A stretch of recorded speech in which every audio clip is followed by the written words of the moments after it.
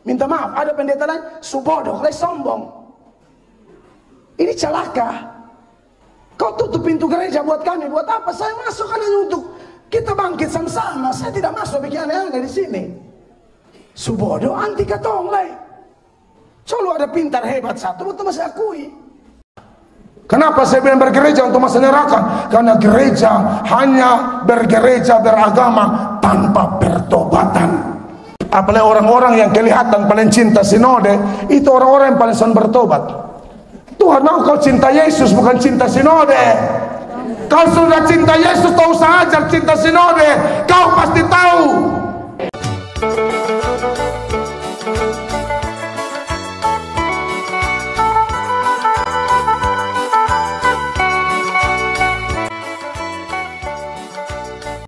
Salam. Puji Tuhan, saya dan jemaat Amazing Grace Kupang, kami sangat bersyukur ada di tengah-tengah Bapak Mama, semua jemaat gereja Masehi Injili di Timor atau Gemit, jemaat Bethesda Kiukena. Pada saat ini kami bersyukur bahwa kami dari gereja Sidang Jemaat Allah Amazing Grace Kupang diterima sebagai saudara, sebagai kawan sekerja di ladang Tuhan Yesus Kristus. Amin.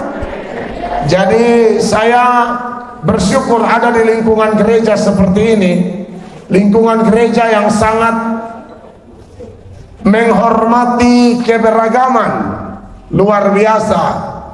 Ya, jadi saya bersyukur bahwa dalam tahun ini kami banyak berkhotbah di wilayah Gemit.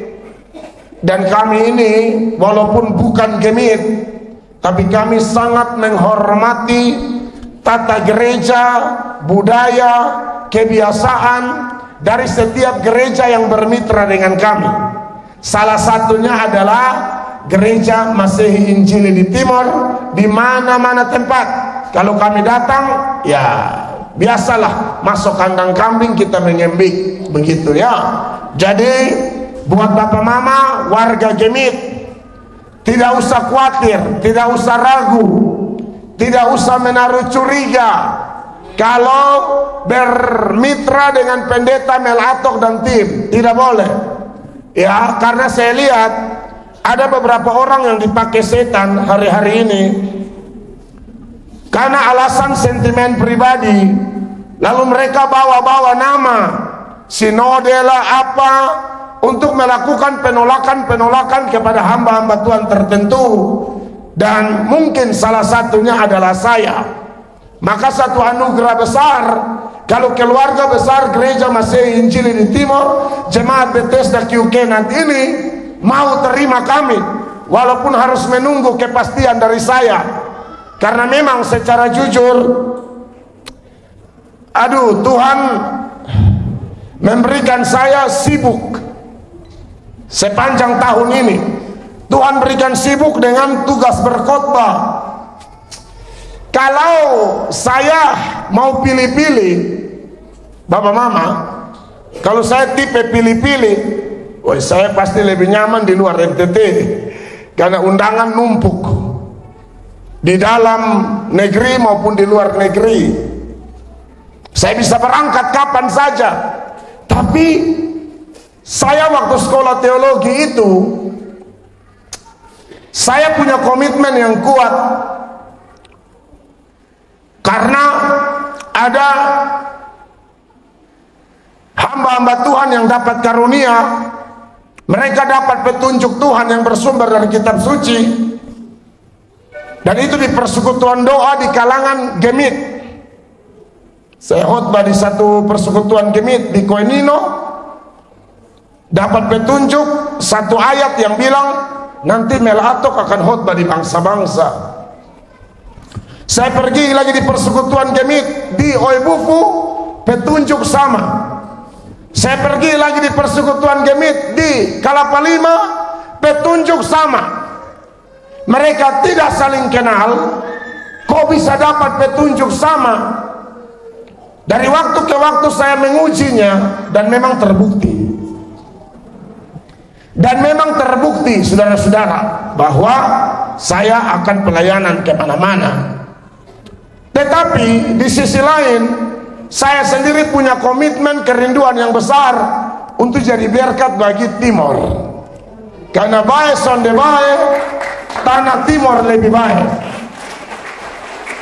Kalaupun saya ada jadwal di luar Timor, di luar NTT, bahkan di luar Indonesia, bagi saya melihat dibandingkan dengan firman Allah, lalu saya kaitkan dalam pengalaman pelayanan saya, bahwa memang Tuhan itu melatih kita.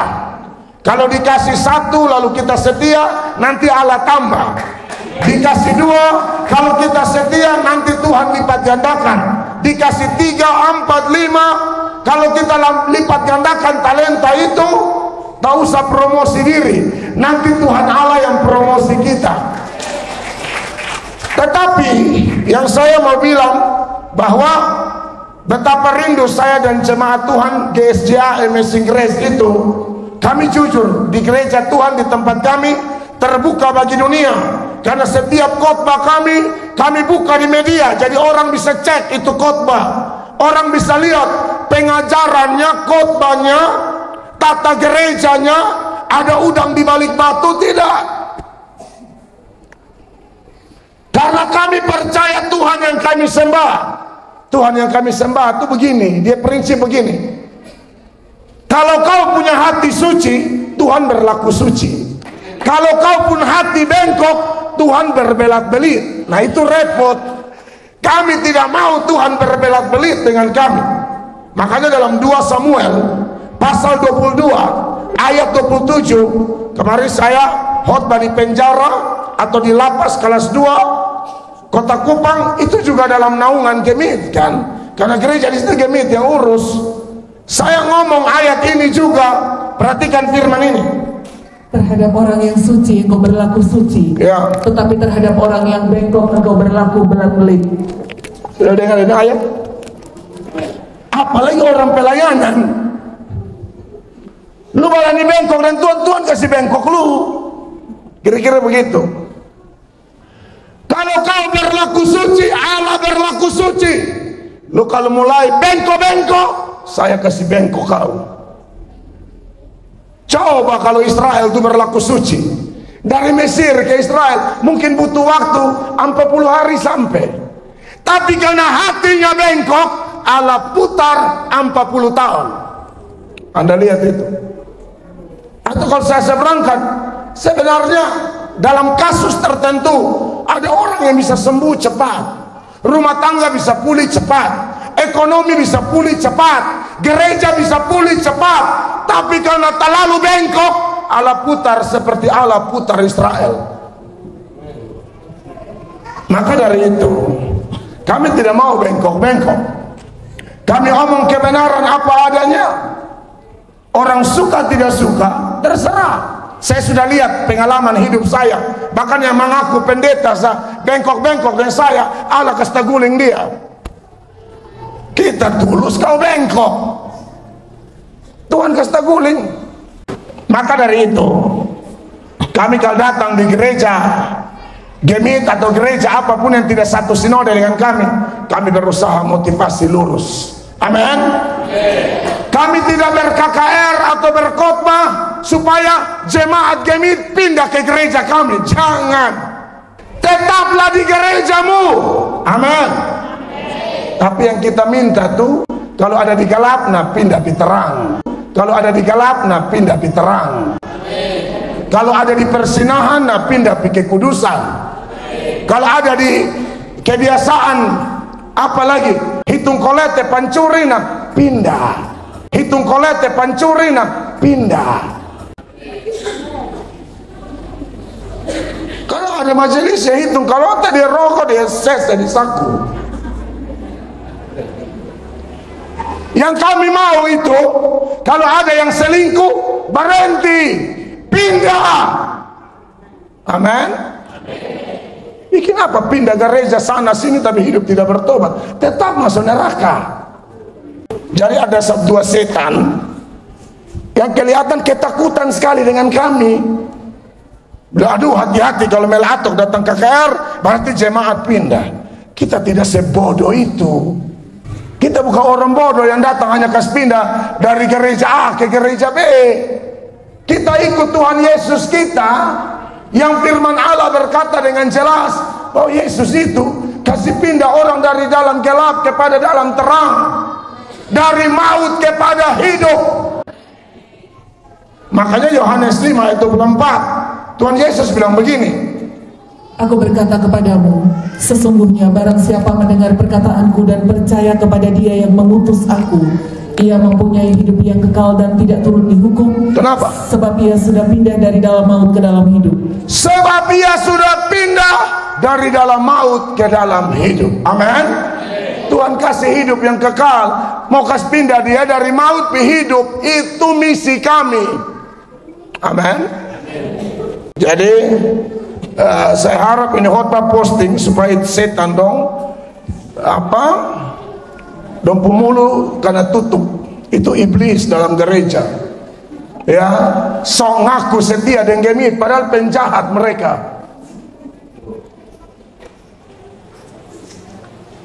Nah, saudara-saudara, tema yang jemaat Gemit Bethesda Kiukenat angkat ini seumur-umur beta khotbah di Gemit, benar loh.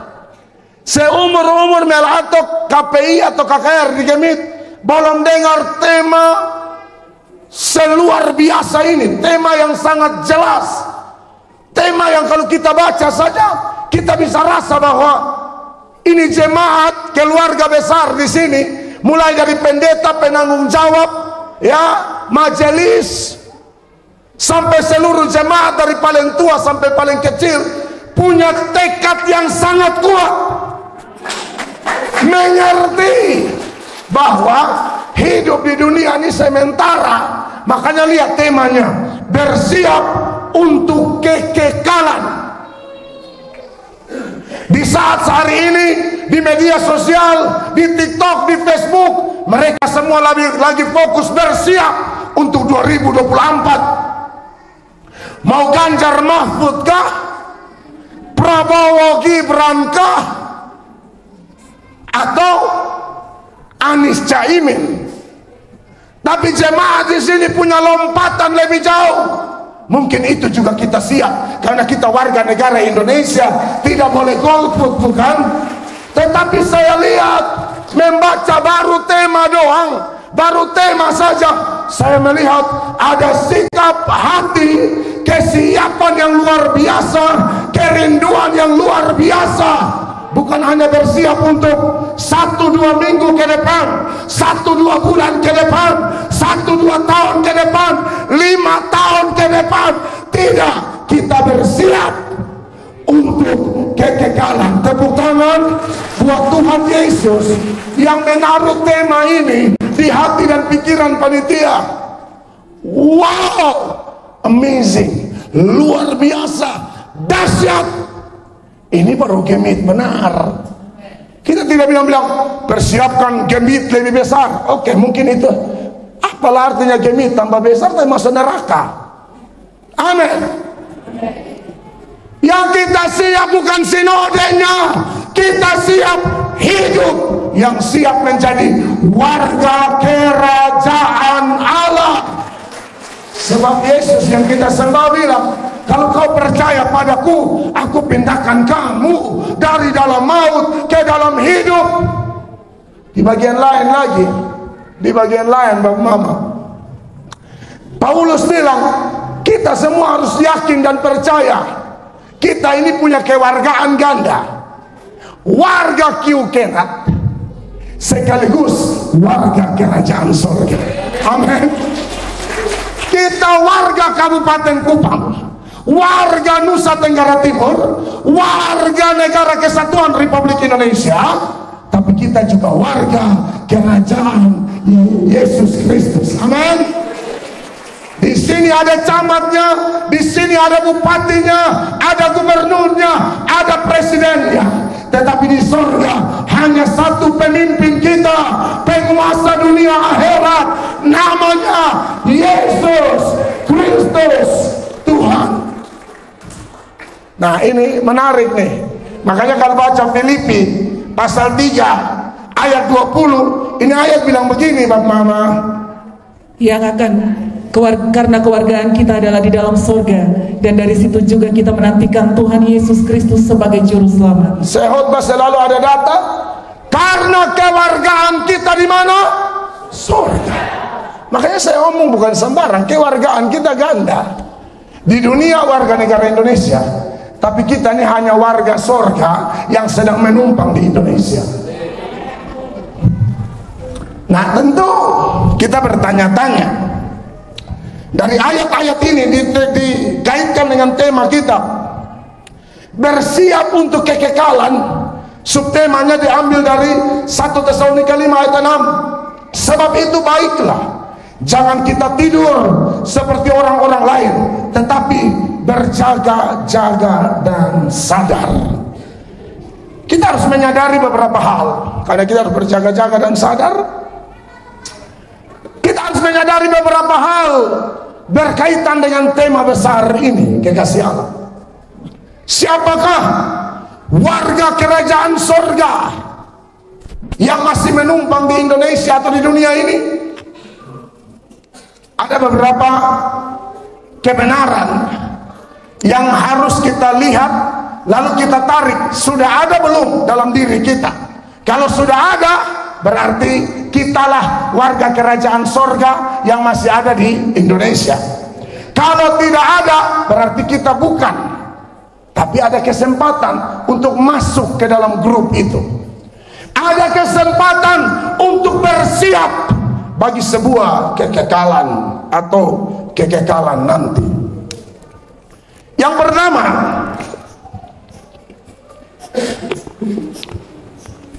orang yang bersiap untuk kekekalan dan dia adalah memang warga kerajaan surga yang masih menumpang di bumi. Yang pertama, dia haruslah orang yang sungguh-sungguh beriman, atau saya ganti lagi atau tambah atau kaitkan dengan istilah yang pas, dia haruslah orang yang bertobat. Nah itu, jangan mengaku bertobat, jangan bilang saya siap untuk kekekalan tapi tidak bertobat. Langkah paling mendasar dari seseorang yang berkata kami siap untuk kekekalan, maka kami harus bertobat. Bertobat itu ada dua jenis. Yang pertama, namanya bertobat yang terjadi satu kali seumur hidup, tak usah ulang-ulang. Ada. Yang kedua adalah bertobat yang terjadi terus menerus seumur hidup kita.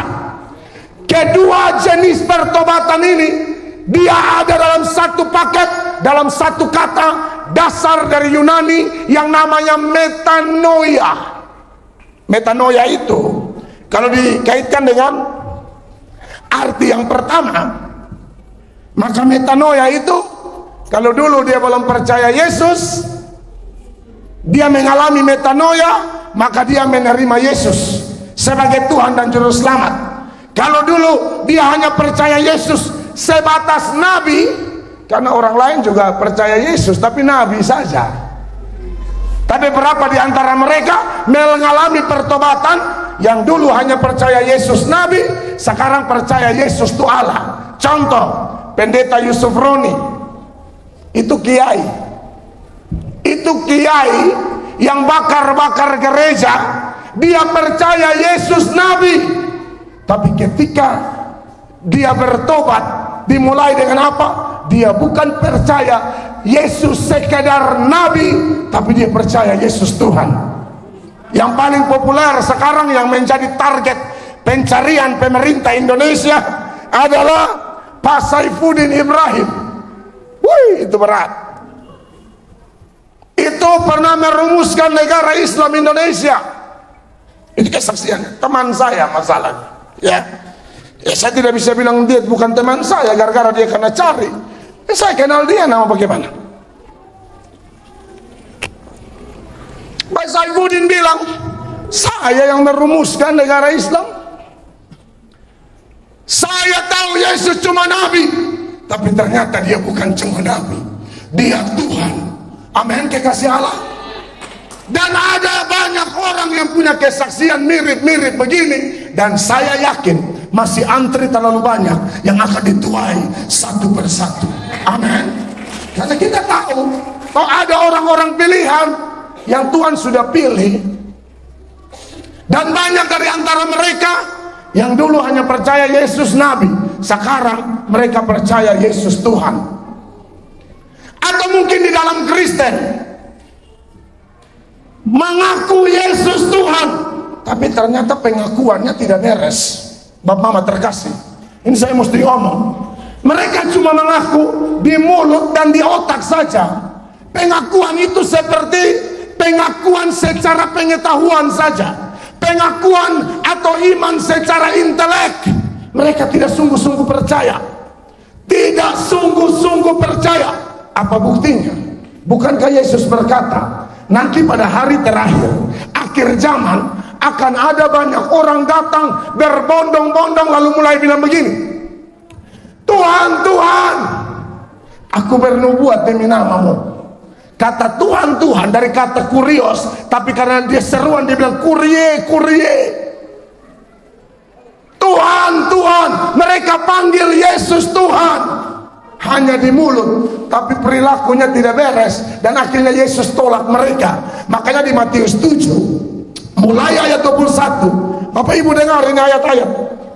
Bukan setiap orang yang berseru kepadaku Tuhan, Tuhan akan masuk ke dalam kerajaan sorga, melainkan dia yang melakukan kehendak Bapakku yang di sorga. 22. Pada hari terakhir banyak orang akan berseru kepadaku Tuhan, Tuhan, Ya. bukankah kami bernubuat demi namamu dan mengusir setan demi namamu dan mengadakan banyak mujizat demi namamu juga? Kalau saya seberangkan ayat ini dalam konteks sekarang, ini bisa jadi banyak di gereja. Tanya agama apa? Kristen. Gereja di mana? Gemit. Gemit mana? Kiukenat, Bethesda. Tuhanmu siapa? Yesus. Bisa saja semua ngomong begitu. Tapi masalahnya, kalau hanya menang di mulut dan di otak saja, tapi tidak diwujud nyatakan dengan perilaku yang benar, maka ini yang saya sebut tadi, berimannya cuma beriman pengetahuan, beriman intelektual, tidak beriman sepenuhnya menurut harapan Tuhan. Makanya 23 kena usir, tidak masuk surga. Dia pikir hanya iman model begitu, cuma di otak dan di mulut, berarti siap untuk kekekalan. Tidak siap karena tidak masuk. Lihatin aja. Pada waktu itulah aku akan berterus terang kepada mereka dan berkata, aku tidak pernah mengenal kamu, enyahlah daripadaku kamu sekalian pembuat kejahatan. Jadi begini, kalau saya omong, ada dua jenis pertobatan. Pertobatan yang pertama, terima Yesus, itu bukan asal di mulut dan di otak. Terima sungguh-sungguh, dia masuk dan dia menguasai seluruh kehidupan kita. Bukan hanya otak, mulut, tidak, seluruh kehidupan kita. Dia menjadi penguasa tunggal di hidup kita, sampai kita merasakan benar-benar bahwa waktu saya percaya dia, waktu saya terima dia, semua yang lama itu berlalu, yang baru sudah datang. Itu baru beriman benar.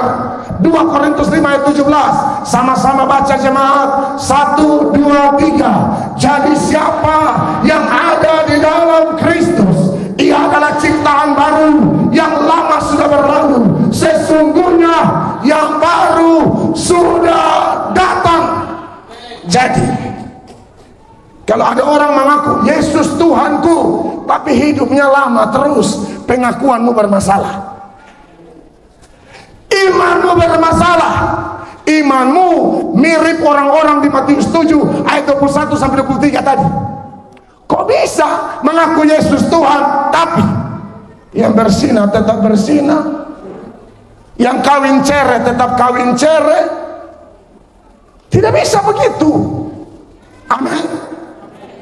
Mengaku beriman tapi judi tetap judi, tetap percaya swangi. Ini beriman model apa? Percaya Yesus tapi sesama anggota paduan suara selingkuh. Bayangkan, Padahal biasa angka not sama-sama.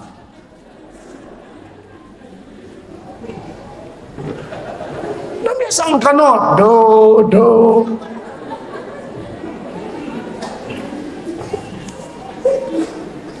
Jangan, ini kita omongkan temanya keras sekali. Bersiap untuk kekal. Nah, ini bukan siap untuk ayo kita kesoe kekal. Saya tidak bisa bilang beta beriman, oh saya subaptis susidi. Oh no. Kita tidak diselamatkan karena baptisan. Kita tidak diselamatkan karena sidi. Dengar itu. Ajaran dari mana? Kita selamat karena percaya Yesus. Percaya benar-benar. Percaya sungguh-sungguh. Tidak lagi melihat Yesus hanya sebagai penyembuh. Karena banyak KKR hanya tonjolkan kesembuhan jasmani. Salah itu, kurang lengkap. Kalau mau kesembuhan jasmani, puskesmas Takari menunggumu. Puskesmas di mana? Itu tempat kesembuhan jasmani. Gereja tuh yang diutamakan kesembuhan rohani. Kalau sakit gigi, puskesmas. Amin. Asam urat, puskesmas. Pinggang tak salah. Apakah di gereja tidak bisa terjadi mujizat? Bisa, kecil. Kalau Tuhan mau mah kecil. Tak usah bilang gereja karismatik atau Philip Mantova atau Pak Niko Nyator Raharjo atau Pak Gilbert. Di Kiukenat pun ada mujizat kalau Anda percaya. Tapi masalahnya, bikin apa mujizat heboh-heboh kalau Yesus tidak menjadi penguasa tunggal di hidupmu? Buat apa? Kau tidak akan masuk surga. Karena faktanya banyak orang lihat mujizat tapi tidak bertobat. Saya suka kutip ini ayat. Tuhan Yesus kecam beberapa kota, Korazim, Bethesda, ya, lalu Kapernaum. Itu orang semua lihat mujizat. Tuhan Yesus bikin mujizat. Kalau ada mujizat, haleluya. Ada mujizat, oh glory. Tapi tidak bertobat, tidak pernah menerima Yesus sungguh-sungguh. Tuhan Yesus kecam. Matius 11 ayat 20. Bapak mama dengar, baca bapak. Lalu Yesus mulai mengecam kota-kota yang tidak bertobat, sekalipun di situ ia paling banyak melakukan mujizat-mujizatnya. Yesus mengecam kota-kota yang tidak bertobat, sekalipun di situ dia paling banyak bikin mujizat. Perhatikan. Celakalah engkau Korazim, celakalah engkau Betsaida, karena jika di Tirus dan di Sidon terjadi mujizat-mujizat yang telah terjadi di tengah-tengah kamu, sudah lama mereka bertobat dan berkabung. Ya, terus. Tetapi aku berkata kepadamu, pada hari penghakiman, tanggungan Tirus dan Sidon akan lebih ringan daripada tanggunganmu. Bapak mama lihat di sana, kan beta omong betul. Mujizat terjadi banyak, tidak bertobat.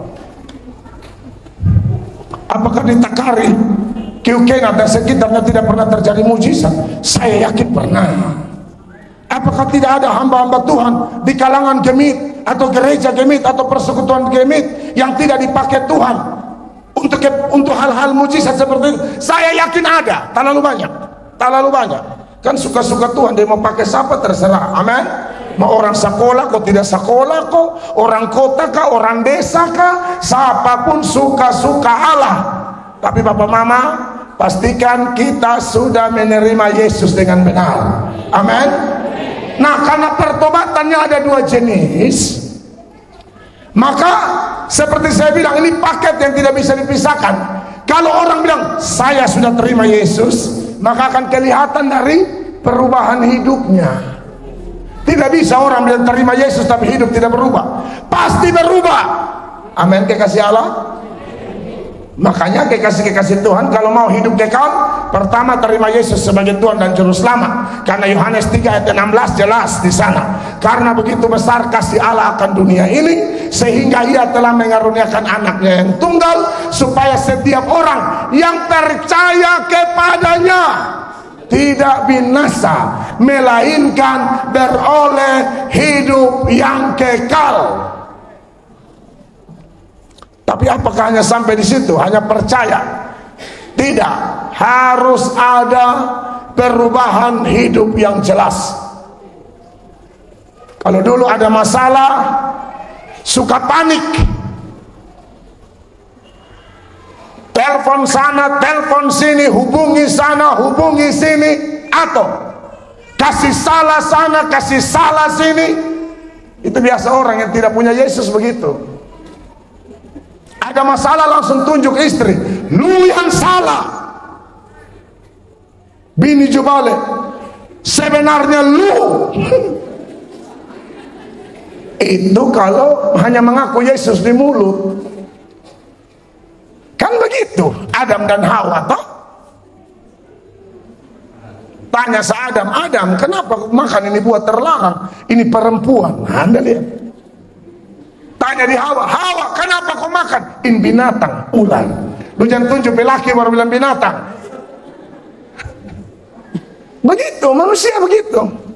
Kalau sudah dijajah, diperbudak dosa, langsung kalau ada masalah, ini siapa yang salah, siapa yang benar. Bukan begitu anak Tuhan. Amin. Kalau sudah percaya Yesus, tantangan persoalan ini kan tidak bisa dihindari, Bapak Mama.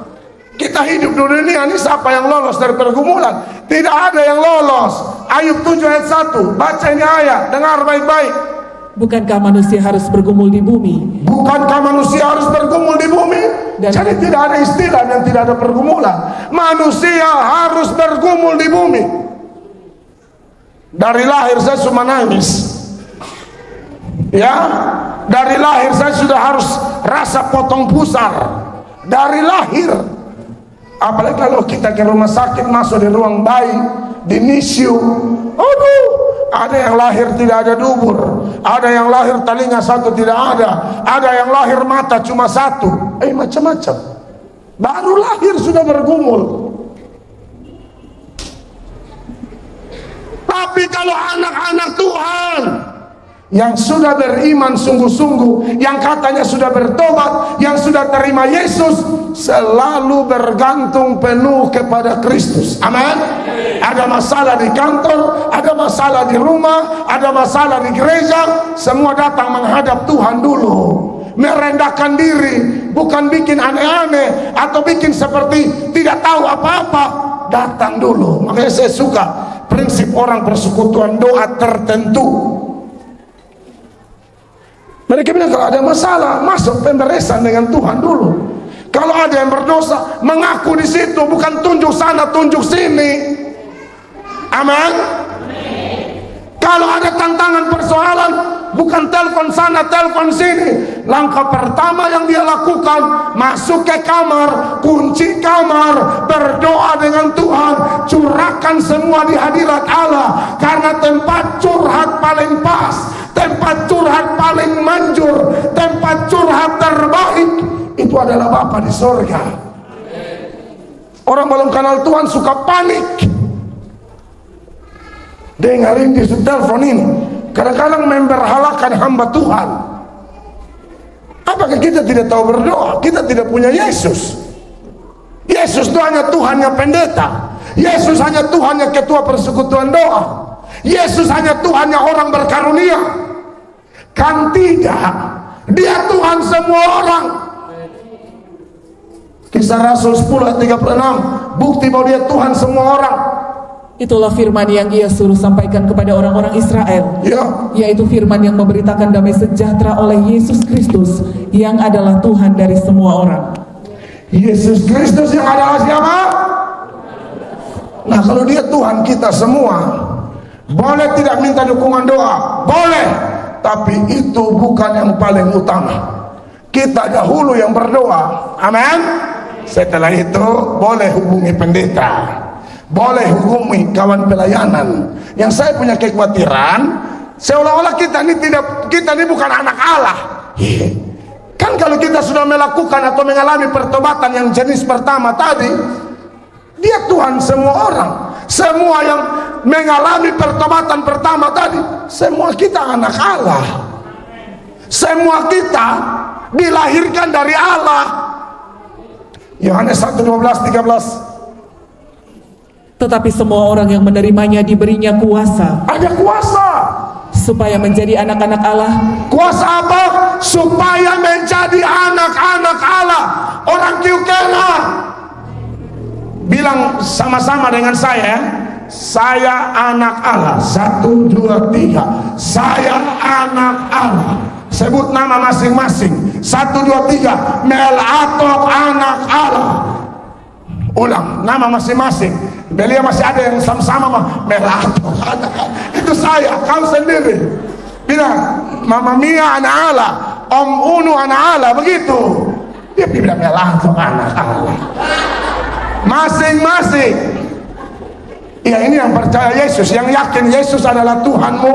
Omong ini sama-sama. 1, 2, 3. Melatok anak Allah. Beri tepuk tangan yang meriah. Omong itu. Saya lihat orang percaya diri, tambah percaya diri ketika dia berkata, aku anak Pak Kades. Percaya diri luar biasa. Orang sendengar dia korek, Pak Kades, anak.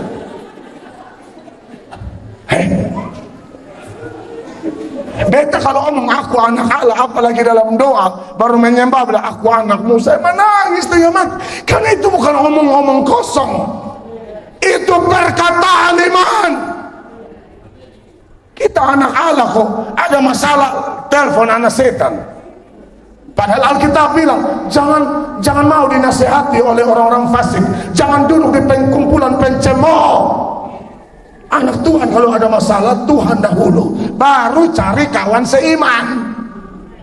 Jangan tanya di Teo yang setan pakai. Sorry, saudara ada masalah rumah tangga, ditanya Teo ya laki su-4, pasti disuruh cere. Teo Buntiana, begini kau ditanya sama dia.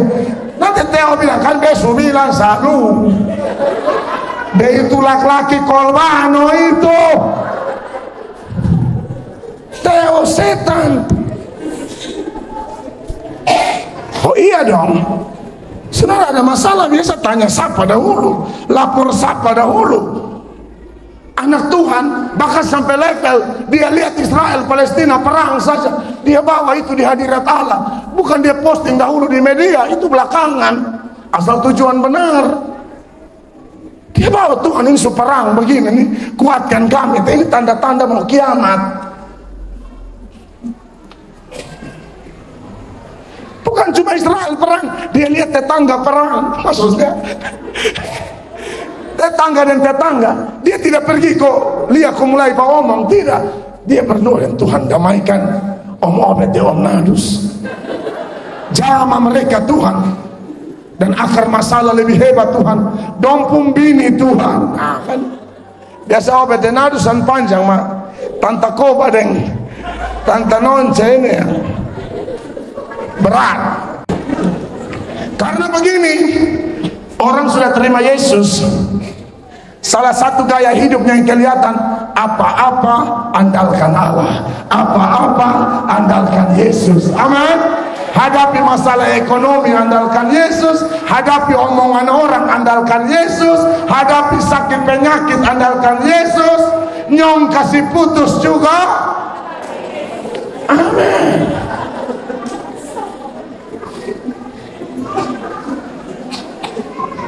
Dia akan ada di hadirat Tuhan dan Roh Kudus akan kasih kuat dia. Lu tenang.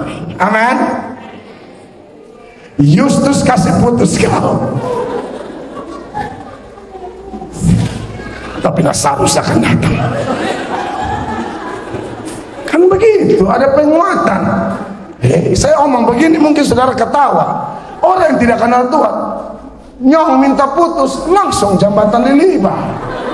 Ini kan bukan omong kosong. Kita orang Kupang semua masa tidak tahu ini fakta. Hah? Putus cinta lilibah. Kenapa? Padahal cek agamanya, coba cek KTP-nya. Kristen, cek di anggota gereja mana, jelas di anggota gereja mana, ada.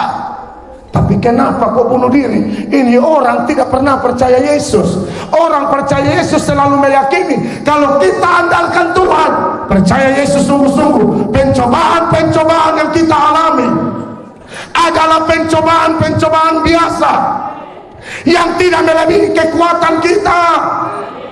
Yesus berjanji Allah setia, Dia akan beri jalan keluar sehingga engkau dan saya sanggup menanggungnya. Tidak ada yang katanya beson sanggup. Tidak, kau harus bilang dalam Yesus aku sanggup, segala perkara dapat kutanggung di dalam Dia yang memberi kekuatan kepadaku. Jangan cengeng.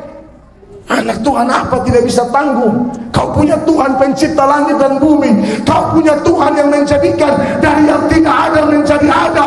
Engkau dan saya punya Tuhan yang menyelesaikan masalah terbesar di dunia, yaitu dosa. Dia hancurkan itu di Golgota. Masa kau kayak mati angin? Ada masalah menyembah. Aku punya Tuhan yang besar, sebab kau besar, perbuatanmu ajaib. Itu anak Tuhan. Ada masalah mengasihani diri, rasa diri paling menderita. Saya paling jengkel orang begini. Ya, sebenarnya bejengkel, boleh, cuma kadang-kadang bejengkel. Apalagi kalau saya lihat di muka di pelayanan terus, lalu kayak orang cengeng. Loh, harusnya semakin beribadah, semakin pelayanan, tambah bertumbuh, tambah dewasa. Ini pelayanan tidak dewasa-dewasa, cengeng terus. Iko rame dong selama ini. Amin. Iko harus. Orang pelayanan dia juga pelayanan, orang lain bertumbuh dia sonde. Berarti yang lain itu pelayanan karena memang dia pengikut Kristus, kau pelayanan karena ikut-ikutan. Itu bedanya. Ada masalah sedikit di pelayanan, semulai demo. Tidak mau gereja lah, tidak mau pelayanan. Gereja mana yang sempurna? Tidak ada. Saudara masuk gereja mana saja, pasti Kristen palsu ada di situ. Entah jumlahnya banyak atau sedikit, pasti ada. Tidak mungkin tidak ada. Tapi anak-anak Allah sudah diberi kuasa hadapi model begini, gampang. Amin, Mama.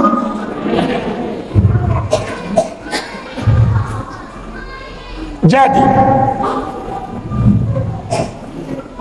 kalau mengaku beriman, hamba Tuhan nomor 2, tim doa nomor 2, masuk kamar kau doa dulu. Amin. Kalau suami ada salah, ada istri mengaku sama mama, bapak salah. Mama juga bilang, mama juga salah bapak. Bapak bilang, mama bapak salah. Mama bilang, dari dulu hanya lu ini mama sombong sekali. Masa lu tidak pernah salah mama? Yang benar aja lu. Tiap kali laki mengaku salah, dia bilang yes, pakai yes. Jesus. Papa paling bodoh, mama sangat bodoh, sangat bodoh. Istri yang baik, laki sebegitu tuh peluk dia udah, mama susah sempurna apa? Begitu nanti menangis tambah lama. Percaya deh.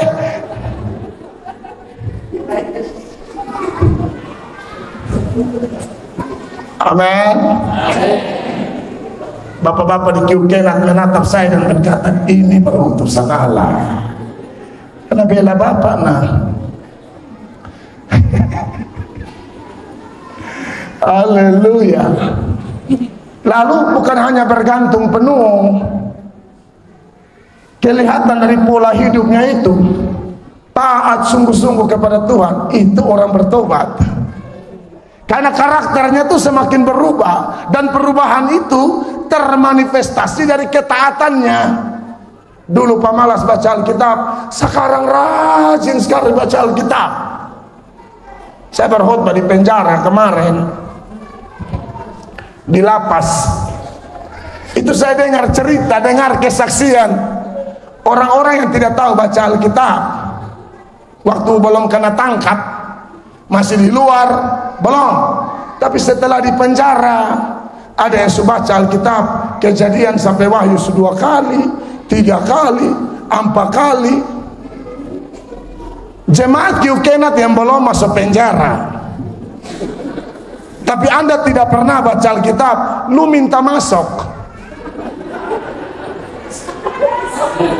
Kau minta masuk penjara baru mau baca Alkitab. Karena sudah di penjara itu, apalagi awal-awal masuk, itu dilarang keluar, hanya selnya berapa kali berapa, tidak ada kawan lain. Pasti lu pun kawan ini sah. Kali ini julusan ada, lama lu mati sah. Masa Alkitab juga tidak ada? Tidak ada kawan lain lah ini, tanpa curhat. Kami ini sulati diri sebelum ada masalah, baca terus. Jadi pas ada masalah berbaca, kami tidak kelihatan munafik. Ya, ngeri-ngeri sedap juga karena ada yang di penjara tuh dari dulu tidak baca Alkitab, sekarang rajin baca Alkitab, sampai akhirnya benar-benar bertobat secara karakter. Tapi ada yang tidak, hanya memang karena pas susah, jadi cari Alkitab, subebas dia foil lagi, dia jahat lagi. Nah, orang begini biasa pukulan berikut jauh lebih berat, saya sudah lihat. Dan memang itu Tuhan yang janji, kalau kasih kesempatan semau, kesempatan berikut, Tuhan bilang tebang dari akar-akar. Kan ada itu perumpamaan, dia lihat ini pohon tidak berbuah, jadi bilang tebang dulu. Tapi penjaga taman kasih kesempatan tahun depan, kalau memang tidak potong putus. Ya saudara, yang tahun lalu sini KPI seberapa kali Bapak penanggung jawab? Banyak. Ulang-ulang Berarti saya yakin pengkhotbah sudah serukan pertobatan. Amin.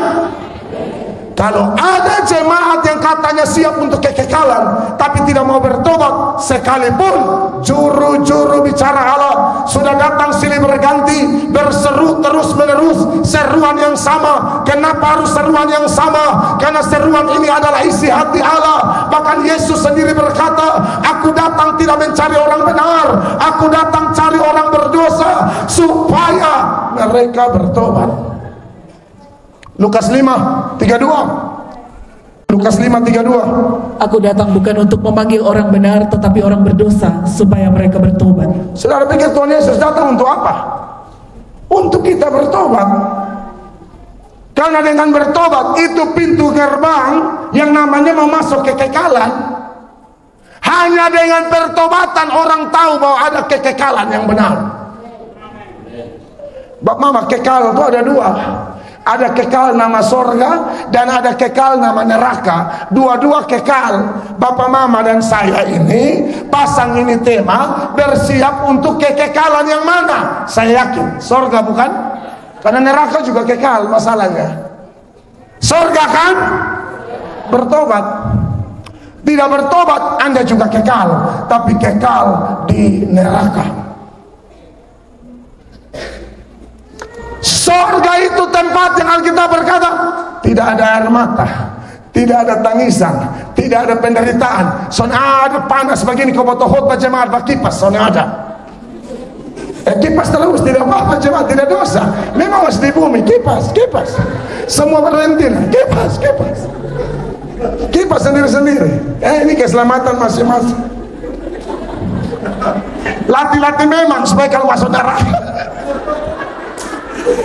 Bagi yang sedang bertobat, ya terlalu banyak kipas masuk bertobat, nanti di sana kipasnya lebih ngeri. Itu bukan kipas, lebih ke kabas, di kabas-kabas api. Benar, mungkin ketawa, ini benar. Sorga itu nyata, neraka itu nyata. Bukan cuma dunia yang nyata, sorga nyata, neraka nyata. Nanti kita mati, yang mati cuma daging kita, pikiran kita, perasaan kita, jiwa kita sama persis, tidak mati. Orang Kristen sejati, rohnya disempurnakan. Kau yang tidak bertobat, kau merasakan kesengsaraan yang mengerikan. Sulit saya gambarkan di kata-kata. Orang kena api rokok saja sudah teriak kok. Api lilin 5 detik saya kau teriak, apalagi api kekal. Jemaat Kiukenat siap kekal di mana? bagus kalau mau kekal di surga. Karena banyak orang yang bergereja, ternyata bergereja untuk masuk neraka. Kenapa saya bilang bergereja untuk masuk neraka? Karena gereja hanya bergereja beragama tanpa pertobatan. Apalagi orang-orang yang kelihatan paling cinta sinode, itu orang-orang yang paling senang bertobat. Tuhan mau kau cinta Yesus, bukan cinta sinode. Kau sudah cinta Yesus, tak usah ajar cinta sinode. Kau pasti tahu. Teriak cinta sinode, kita teriak orang munafik bilang cinta Yesus. Amin. Jadi surga sanson ada sinode. Lu cari gemit sampai lu mati, sanson ada. Ibu ketua sinode di mana? Ketua rayon di mana? Kau tidak akan dapat di sana. Orang bodoh mengaku bergereja, ikut pengajaran mau tetap buta tuli. Banyak iblis begitu dalam gereja. Saya harap di Kilkena tidak ada. Amin. Bapak mama, kekal ada dua ya. Jangan mau ke neraka. Diberkatilah semua pendeta yang sudah pernah datang, dan kami hari ini datang. Kami percaya apa yang firman Allah berkata. Paulus begini, aku menanam, Apolos menyiram, tapi pertumbuhan adalah Allah. Pendeta di Gemi atau pendeta-pendeta tamu, pengkhotbah tamu lainnya sudah datang, ada yang tanam, ada yang siram. Saya datang siram tambah sedikit lagi. Harapan kita, alasan yang punya kekekalan yang kita rindukan yang bernama surga itu, dia membuat benih-benih ini bertumbuh. Amin. Ini KKR cuma sehari, jadi sehari yang betul-betul katong habis-habisan. Amin. Sekali lagi ya, neraka itu nyata. Jadi jangan mau ke sana. Orang yang percaya Yesus, yang bergantung penuh kepada Yesus, yang karakternya betul-betul mengalami perubahan luar biasa sehingga dia menjadi Kristen taat. Bukan hanya sekedar taat bergereja atau beragama, tapi taat firman secara benar. Orang begini tidak mungkin ke neraka. Bahkan kalau nanti zaman antikris semakin merajalela, karena antikris kan sudah ada. Hanya dia semakin hari semakin menunjukkan dirinya, semakin hari semakin merajalela. Dan orang Kristen yang betul-betul bertobat, yang di dalamnya dia punya keyakinan iman yang kokoh, sekali Yesus tetap Yesus, sekali bertobat tetap bertobat, dalam segala perkara dia hanya mengandalkan Allah. Dia membuktikan cinta dan imannya dengan ketaatan dan perubahan hidup yang jelas. Orang begini, sekalipun mati dia rela mati, tapi dia tidak akan ikut antikris. Tapi Kristen munafik, Kristen yang hanya beragama, nama ada di KTP, nama ada di KK, nama ada di anggota gereja lokal tertentu, tapi tidak bertobat, kau di bumi ini pasti ikut antikris nanti. Dan kalau sudah ikut antikris, pasti kamu masuk neraka. Dari mana kita tahu? 1 Yohanes 2 ayat 18 bilang begini. Ini beda orang Kristen asli dan Kristen palsu di sini. Perhatikan. Anak-anakku, waktu ini adalah waktu yang terakhir, dan seperti yang telah kamu dengar, seorang antikristus akan datang. Seorang antikristus akan datang. Itu penguasa tunggalnya. Kata akan berarti nanti. Siapa dia? Kita tidak tahu. Terserah mau siapa, pokoknya dia akan muncul, tetapi dia belum ada sekarang. Nanti dia akan menampakkan diri secara jelas. Ya, jadi jangan omong bilang Muhammad atau Paus, tidak boleh. Ya, wah ini edit mesti pakai waktu nih, bahaya. Ini potong ke semati. Pokoknya akan ada. Tapi bukan itu yang saya persoalkan. Yang saya persoalkan bagian selanjutnya. Perhatikan. Sekarang telah bangkit banyak antikristus. Sekarang di sini waktu surat ini ditulis tahun 90-an Masehi. Sekarang 2023 Masehi. 90-an Masehi saja dikatakan apa? Sekarang bangkit banyak antikristus. Baca. Sekarang telah bangkit banyak antikristus. Iya. Sekarang banyak antikristus. Ternyata pemimpinnya satu, pengikutnya sebanyak. Bandingkanlah, kalau tahun itu Yohanes tulis ini surat 90-an Masehi saja, banyak Bapak Mama, apalagi sekarang tambah banyak. Nah sekarang kita cek, kira-kira mereka berasal dari mana? Bapak Mama jangan kaget, paling banyak dari gereja. Kok bisa dari gereja Pak Mel? Iya, orang gereja model apa yang tergabung dalam antikris yang banyak-banyak ini? Orang gereja yang bergereja tapi tidak pernah sungguh-sungguh. Lihat, perhatikan 19. Memang mereka berasal dari antara kita, tetapi mereka tidak sungguh-sungguh termasuk daripada kita. Sampai di sini. Mereka dari antara kita, bukan di luar kita. Antara kita itu di Kristen, tapi mereka tidak pernah sungguh-sungguh. Jadi semua yang dengar khotbah saya ini, entah di sini atau nanti diposting di media, saudara yang Kristen tapi tidak sungguh-sungguh, engkau berpotensi menjadi pengikut antikris. Dia tambah lagi seputaran tidak sungguh-sungguh itu. Sebab jika mereka sungguh-sungguh termasuk pada kita, niscaya mereka tetap bersama-sama dengan kita. Kalau sungguh-sungguh pasti aman, tapi masalahnya tidak sungguh-sungguh. Tetapi hal itu terjadi supaya menjadi nyata bahwa tidak semua mereka sungguh-sungguh termasuk pada kita. Amin. Jadi tahu siap untuk kekal. Poin pertama apa? Sungguh-sungguh bertobat, sungguh-sungguh beriman, tidak sungguh-sungguh ikut antikris. Dan kalau ikut antikris, Wahyu 14 ayat 9 bilang begini, dan seorang malaikat lain, malaikat ketiga menyusul mereka dan berkata dengan suara nyaring, jikalau seorang menyembah binatang dan patungnya itu dan menerima tanda pada dahinya atau pada tangannya. Iya, kalau menerima tanda pada dahi dan tangan, tanda antikris. Terus, maka ia akan minum dari anggur murka Allah, yang disediakan tanpa campuran dalam cawan murkanya. Betul. Dan ia akan disiksa dengan api dan belerang di depan mata malaikat-malaikat kudus dan di depan mata anak domba. Sekarang kalau Bapak Mama bertobat, Yesus panggil, mari serahkan diri. Saudara datang, Yesus rangkul Anda, Yesus peluk kita, Yesus ampuni seluruh dosa kita. Dia menjadikan kita putih seputih salju, seputih bulu domba. Amin. Tapi kalau kita tolak untuk datang kepada Dia, saudara disiksa. Disiksa di mana? Di depan matanya. Karena yang menyiksa itu Dia. Yesus itu Tuhan yang luar biasa. Kedatangan pertama dia datang sebagai penebus, kedatangan kedua bukan penebus, hakim.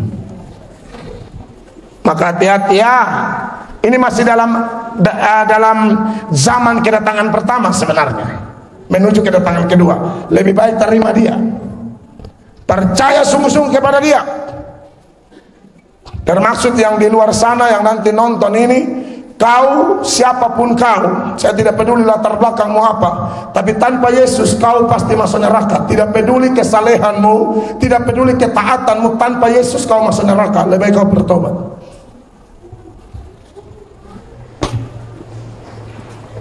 Amin Bapak Mama. Nah kalau sudah neraka begini, siang malam kena siksa. 11. Maka asap api yang menyiksa mereka itu naik ke atas sampai selama-lamanya. Aduh. Dan siang malam mereka tidak henti-hentinya disiksa, yaitu mereka yang menyembah binatang serta patungnya itu, dan barang siapa yang telah menerima tanda namanya. Bapak Mama, siang malam disiksa. Kira-kira Bapak Mama, menurut Bapak Mama di Kiukenat ya, di Kiukenat, sakit apa yang paling sakit di dunia ini? Hati. Lebih baik seakan ada lagi. Ya memang ada lagu tapi bukan firman. Dia lagu dangdut. Lebih baik sakit gigi daripada sakit hati. Jadi kelihatannya memang berdasarkan lagu itu ya. Sakit hati itu kelihatan punya superioritas kesakitan yang luar biasa. Tapi menurut saya sakit yang paling sakit di dunia ini sakit melahirkan. Ini sakit secara fisik maksud saya. Kalau hati tadi itu mungkin Bapak pengalaman. Tapi dia sebenarnya bingung mau Bapak tahu Bapak tua serius. Lebih kayak ini ya. Tapi secara fisik sakit paling sakit itu sakit melahirkan, sakit bersalin itu paling sakit. Untuk sementara saya rasa itu, mungkin ada lagi tapi supaya lebih aman. Salah satu sakit, ini aman toh. Supaya kalau ada penelitian ternyata ada sakit lain, maka ini salah satunya. Salah satu sakit yang paling sakit di dunia ini adalah sakit melahirkan. Amin bapak-bapak. Kau mengerti apa bapak-bapak? Kapan kau melahirkan? Kau amin. Haleluya. Amin, amin, amin. Yakin kalau lu yang barana pak, lu minta anak satu sah. Maka nama tua jadi lu bilang enam. Enak di lu dong. Saya tidak bilang amin ibu-ibu, saya tanya amin bapak-bapak. Don't cuma teriak amin. Kita tahu. Bapak mama, sakit paling sakit itu bersalin. Tapi ibu-ibu yang sudah pernah bersalin kan tahu sakit bersalin itu ada istirahat. Kan ada bukaan 1 sampai bukaan 10. Bukaan 1 sampai bukaan 10 itu ada jedaannya. Saya sudah lihat waktu istri saya melahirkan anak-anak saya. Apalagi melahirkan normal maksudnya, itu lebih kelihatan. Tapi di neraka tidak ada istirahat. Sakitnya mengalahkan sakit apapun. Ada sakit lain katanya kalau kita punya kecelakaan, kalau kita pun sumsum, kelihatan lo sentuh sumsum, itu sakitnya minta ampun. Tapi itu pun kan masih bisa berhenti sentuh. Jadi istirahatnya ada. Neraka tidak ada istirahat. Ini Alkitab berkata, siang dan malam disiksa, tak henti-henti disiksa. Jadi bapak mama yang diberkati Tuhan Yesus, kalau mau supaya kita benar-benar merasakan kekekalan yang sejati, yaitu sorga, bertobat sungguh-sungguh, lalu buktikan pertobatan itu. Amin. Orang yang membuktikan pertobatan bergantung penuh dan taat firman Allah. Salah satu ketaatan yang sangat berkaitan dengan tema besar kita adalah ketaatan dalam melayani Tuhan. Amin Bapak Ibu. Ketaatan dalam melayani Tuhan. Surga itu Bapak Mama adalah tempat istirahat. Neraka itu tidak ada istirahat. Dia tidak ada istirahat. Makanya dikatakan tidak henti-henti disiksa. Ya, no rest in hell. Tidak ada istirahat di neraka. Ada namanya rest in heaven. Istirahat di sorga. Itu bagi siapa? Bagi dia yang sudah bertobat, lalu mulai sibuk cari kebenaran, sibuk cari kekudusan, sibuk cari jiwa. Itu yang betul-betul istirahat di sorga. Logikanya Bapak Mama, Bapak Mama yang orang biasa berkebun atau bekerja keras lah, Bapak Mama paling tahu. Istirahat paling enak itu saat apa? Saat capek. Kita kerja dari pagi sampai sore, pulang malam makan minum mandi istirahat. Istirahatnya enak sekali.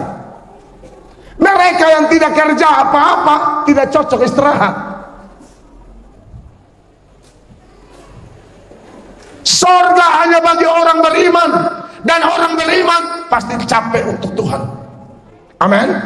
Kerja keras, kerja bangun gereja, kerja cari jiwa. Kalau ada kawan jatuh dia kasih bangun. Ada kaum pria tidak gereja, dia telepon, dia WhatsApp. Ada ibu-ibu tidak ikut ibadah perempuan kemit, dia kabari. Ada anak-anak muda tidak ikut youth, dia cek.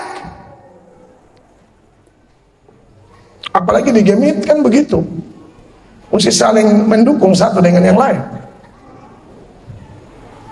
Jadi orang yang mau istirahat dalam kekekalan dimulai dari bertobat dan sibuk mencari kebenaran. Perhatikan ayat berikut ya, di dalam Roma pasal 2 mulai ayat 4. Ini ayat bilang begini, maukah engkau menganggap sepi kekayaan kemurahannya, kesabarannya, dan kelapangan hatinya? ya, Tidakkah engkau tahu bahwa maksud kemurahan Allah ialah menuntun engkau pada pertobatan? jadi kalau ada bapak mama yang dengar ini khotbah, Lalu bapak mama ingat-ingat, pikir-pikir, saya ini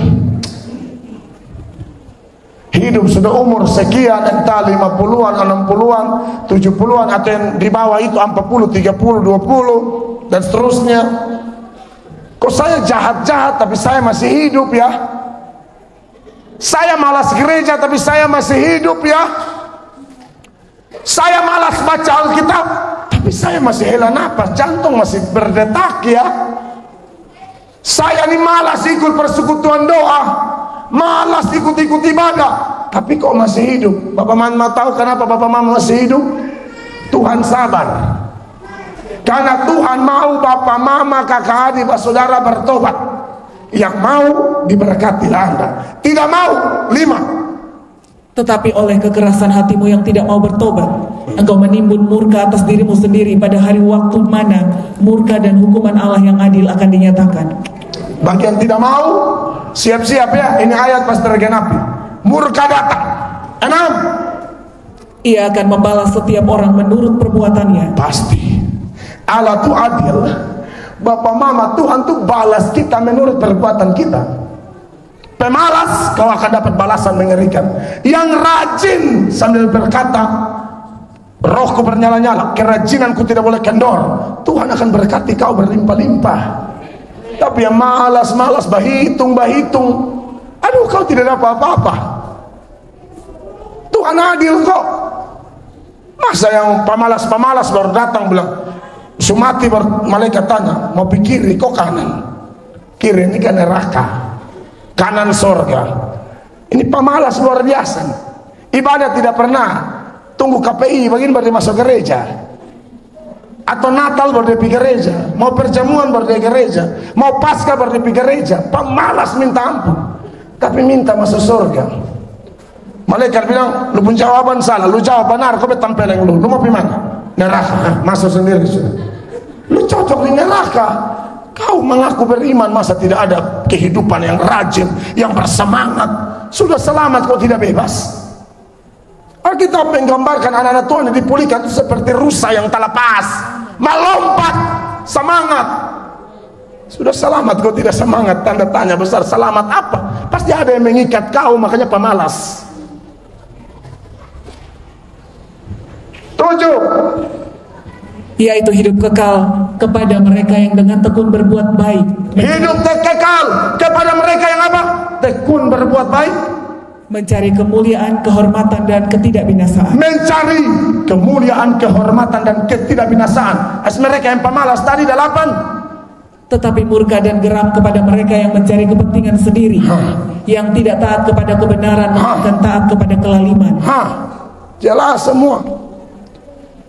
Jemaat Bethesda Kiukenat, hari ini Tuhan perhadapkan pilihan kepadamu.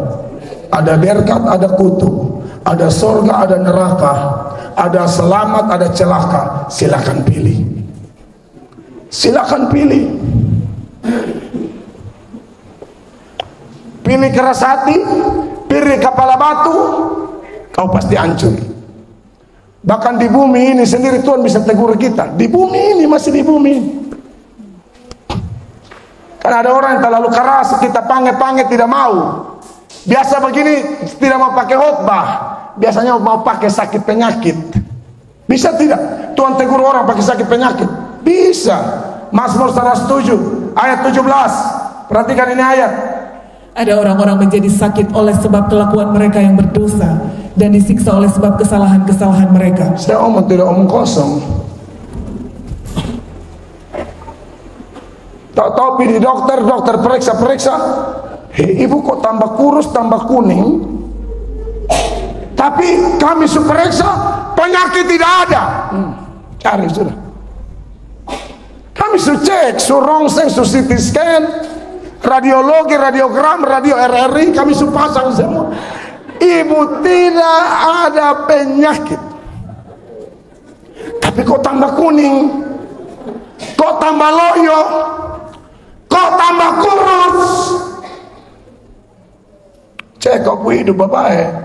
Dan sampai ada kepahitan dan tetangga, ada kepahitan dan mertua, ada kepahitan dari ipar, Keluarga susul bilang, Teo ampuni, sudah nanti Desember maksudnya Natal. Ibu yakin ibu sampai Desember?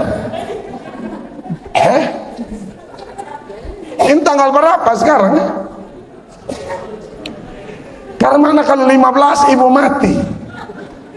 Jangan tunggu Desember. Ini saling memaafkan sudah. Kepahitan itu membuat hidup tambah susah. Kenapa hubungan Esau dan Yakub kacau? Kepahitan. Kenapa Kain dan Habel kacau? Kepahitan. Kenapa Yusuf dibuang ke dalam sumur? Kepahitan. Anak Tuhan tidak ada kepahitan begitu-begitu. Amin Bapak Ibu. Jangan tunggu Desember, masih November. Ampuni sudah. Tuhan Yesus pasti kembali. Amin. Dia bilang, berbahagialah hamba-hamba yang kudapati setia sedang sibuk bekerja. Ini Alkitab bilang, subtema bilang, sadar berjaga-jaga. Yesus dulu datang, satu diangkat, satu tinggal. Jadilah seperti 5 gadis yang bijak, yang selalu siap sedia, minyak selalu penuh dalam pelita.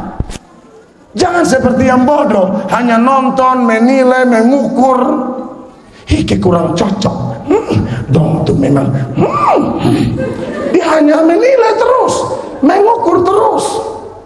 Orang bikin KPI itu dia nilai, kontribusi tidak ada, tapi menilainya nomor 1. Tapi dari bapak-bapak pemuka nih, Betlia, ini muka pemain semua. Aman? Tidak ada muka juri di sini, tidak ada wasit di sini. Semua pemain. Karena kita wajib berlomba kan? Kita wajib berlomba. Ibrani 12 ayat 1, wajib, tidak boleh ada penonton di sini. 12 ayat 1. Karena kita mempunyai banyak saksi, bagaikan awan yang mengelilingi kita. Ya. Marilah kita menanggalkan semua beban dan dosa yang begitu merintangi kita. Buang itu dosa-dosa, datang letakkan di kaki Tuhan. Karena kita harus berlomba. Ini adalah orang-orang yang bersiap untuk kekal. Pelomba semua, bukan penonton. Dan berlomba dengan tekun dalam perlombaan yang diwajibkan bagi kita. Dan berlomba dengan tekun untuk perlombaan yang apa? Diwajibkan, wajib hukumnya. Tidak boleh mengaku Kristen tapi nonton saja. Wajib. Di ini gereja ada berapa persekutuan doa? Tidak ada. Berapa? 4 ya. Persekutuan doa yang ada di sini, saya nasihat ya. Persekutuan doa baik-baik supaya bisa jadi tempat untuk menjadi alat Tuhan bawa pemulihan bagi orang lain ya. Jangan persekutuan doa yang penglihatannya tipu-tipu, jangan. Sonda plia bilang plia, tutup mata bilang aku ular di mana? Sedikit lihat son lain, ular terus. Tuhan kesone kreatif, bukan tunjuk ular. Kalau tidak lihat apa-apa bilang tidak ada, jangan karang-karang. Ya, Bapak Mama ya, saya omong karena banyak persekutuan doa begitu. Sebentar penglihatan bilang, oh, ini bapak ini calon ini yang nanti jadi bupati. Tahu-tahu kalah. Penglihatan apa kok meleset? Orang datang doa jauh dia bilang, nanti bule Belanda. Tahu-tahu Timor Leste. Tidak bisa begitu, harus pas penglihatan. Saya tidak anti penglihatan, asal pas. Dan tidak mengajak orang menyembah Tuhan yang lain selain Yesus.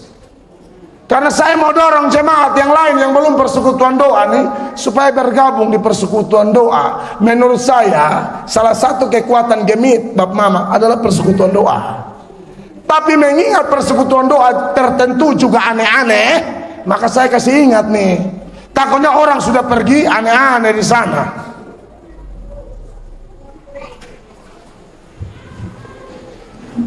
Tidak boleh aneh-aneh, mesti belajar baik-baik firman Allah. Sekali-sekali Bapak penanggung jawab dan jemaat, sekali-sekali saya usul, kalau mau bikin, tolong jangan bikin 1 hari. Saya rindu bikin dengan seminar. supaya saya bisa bikin tanya jawab. Itu sangat bagus. Karena kalau khotbah begini kan, apa yang Tuhan titip di pikiran saya kasih keluar semua. Tapi yang di pikiran Bapak Mama ini kan juga ada. Pengen tanya. Nah, suatu saat tolong bikin malam KKR, misalnya bikin 2 malam. KKR 1, 2, tapi salah satu siang tuh seminar.